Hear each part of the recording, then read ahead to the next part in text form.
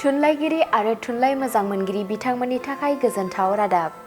गुबुन गुबुन बोसोराव खुंफुंनाय बादिनो देग्लायबो बिटिआर सरकारनि बानजायनायाव गोजोन आरो अनलायनायनि मोन्थोरखौ सिगाङाव दोननानै ब्रैथि क'क्राझार थुनलाइयारि फोरबो एबा 4th क'क्राझार लिटारेरि फेस्टिभेल 2025 खौ खुंफुंनो थांगासिनो दङ।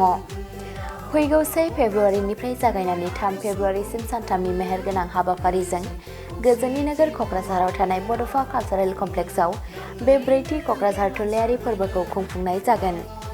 मख'नो गोनांदि गोजोन आरो खौसेथिखौ सिगाङाव दोननानै गासै हारि माहारिफोरनि राव, थुनलाइ आरो हारिमुखौ गोरोबहोनायनि थांखिजों बे फोरबोखौ खुंफुंनाय जादों।